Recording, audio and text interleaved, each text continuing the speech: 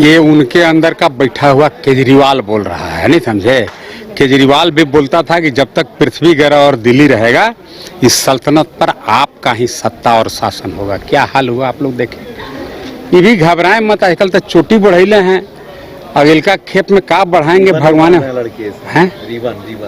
Ribbon बांध रहे हैं नहीं तो जेल के लिए पर ऐसे नियम है का, मैंने जेल जाने के बाद ऐसे क्या चीज के वो खुशी में बढ़ाए हैं।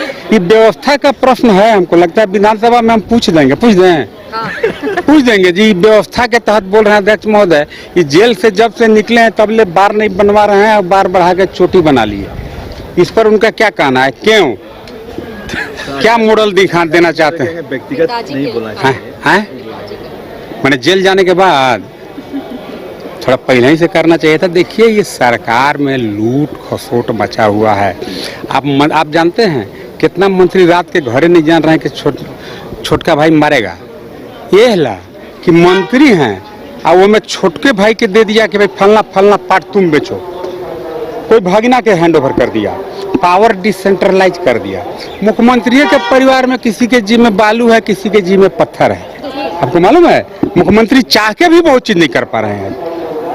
ये है मुख्यमंत्री जी का बोलना। तो आप लोग को आरोप लगा कि निकम्मा विपक्ष है, बालू बेचता है विपक्ष मिलकर।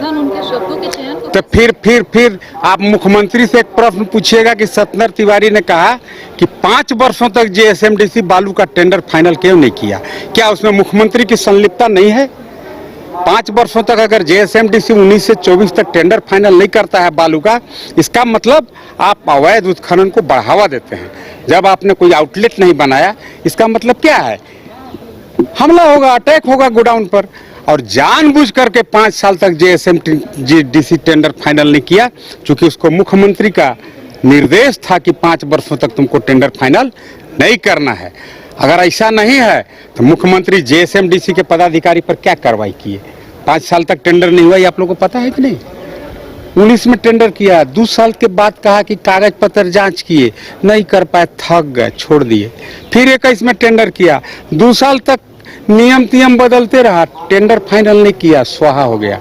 फिर 24 में टेंडर किया, फिर कहा कि सॉरी नहीं फाइनल हो पाया। तो ये 5 साल तक जो अवैध बालू का काला बाजारी मुख्यमंत्री के, हम कह सकते हैं संरक्षण में हुआ, जिसे मिथिलेश्वर ठाकुर जी है, हजारों नहीं लाखों लाख अवैध तरीका से 20 चक्का 25 चक्का कहाँ से गाड़ी लाया था, उस सिनेमा नहीं अंदर लगता था। पूरा गढ़वा में एकदम अफरा तफरी मचा हुआ था। सब यहाँ के बालू चुरा करके मंत्री जी को बेच दिया। और लोग बालू खरीदते थे गढ़वा में भी, क्या करेंगे।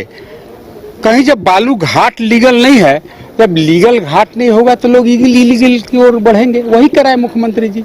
जेएसएमडीसी के पदाधिकारी पर अगर मुख्यमंत्री कार्रवाई नहीं करते हैं, जांच नहीं कराते हैं, इसका मतलब सीधा है सरकार के संरक्षण में, सरकार के संलिप्तता की वजह से 5 साल तक जेएसएमडीसी को कुछ न कुछ कह के टेंडर को फेल करते रहने का निर्देश दिया, और इधर 5 साल तक आराम से बालू का कालाबाजारी होते रहा। ये आप लोग भी मतलब रियल फैक्ट भी जानिएगा।